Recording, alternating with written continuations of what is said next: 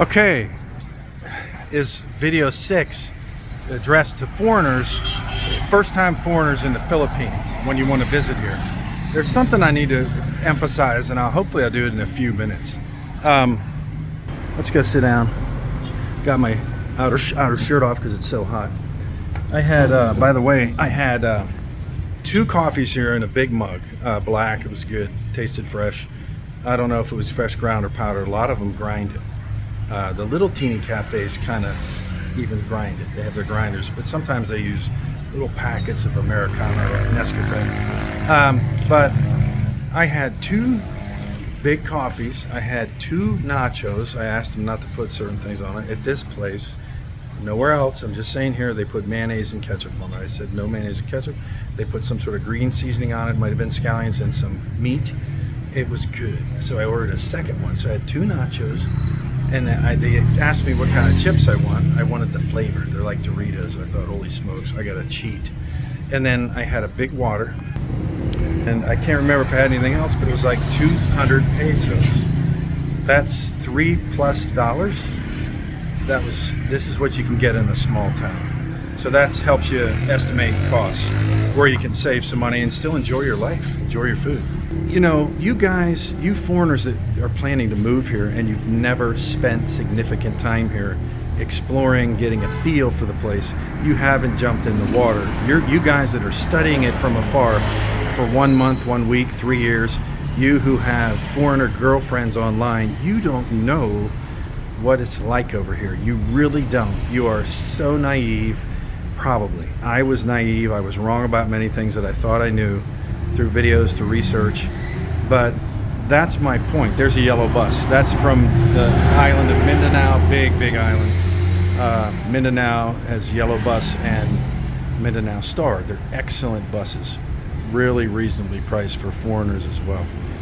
My point is, I know there's exceptions. Do not come over here to move. Don't move over here and think you're planning and sell out everything and close up your place back home, wherever that may be, whatever country, and just come here and think you're going to make it. There's a couple of problems with that. You don't really know the place. You don't know the financial issues over here. You don't have the right sense because you didn't get in the water. You're not swimming. You're just thinking. You're thinking. That's not good enough. That's not good enough. You need to get over here and walk and step in the 2 foot and get in the deep end. And that takes time. You know, if you think you're going to retire here and you've never really spent significant time here and you feel like you don't really know the place and you're wise enough, visit for significant parts of time. Take time, get around different places, spend 10 days here, 20 days there, 5 days here, 3 days here.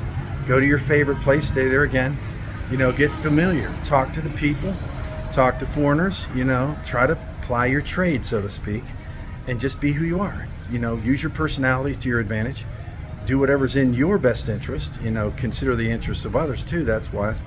And, you know, don't be selfish, but don't just move over here. Don't get it in your heart you're going to move over here and marry a Filipina, or you're going to move over here and stay single.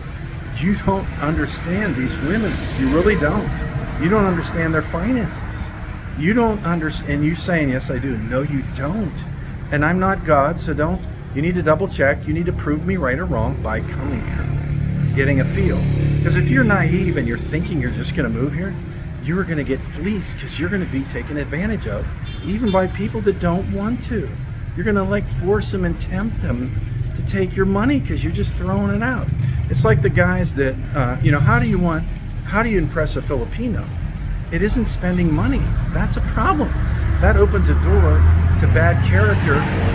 Because you have bad character, you're leading with money, you're not leading with character. Money has no character. You're not shrewd enough. You need to be shrewd but harmless. So don't think for a minute you're just going to move here and you haven't swam over here yet. So for you guys, I'll try to wrap it up here. You guys that think this is your dreamland, you're in for a rude awakening. You know, get you're familiar with the place. Take 28 days and stay here within the visa limit. Go back home. Plan a 2-month trip. Figure out how to do double visas. You know, like get your visa renewed. Figure out how to do a throwaway ticket. Figure out how to do all the transportation in the Philippines. Fly here, fly there. Boat here, boat there. talk to people, get a feel for the place. Then you go back home and take enough time to decide whether you can really make it over here, that you're going to be okay. But don't ever just come over here. I know there's exceptions. Don't just think you're going to move here, even if you have a woman here. You need to understand this place before you make the biggest mistakes of your life. It's just because we're older, if you're an older foreigner, it doesn't mean you're that wise. You put your so-called wise, familiar self in America into this place, you're naive because you don't got a grip on how they do things over here. You don't know how deep their pockets are. You need to see some of my other videos about, do they really need money here? You know, you need to be extremely careful, and one of the ways to do that is get over here, take a measured approach, spend time. Don't move here without spending time here for several visits, is I recommend, and then make a decision. See what you like and don't like here. See whether you can really hack it. I hope this helps.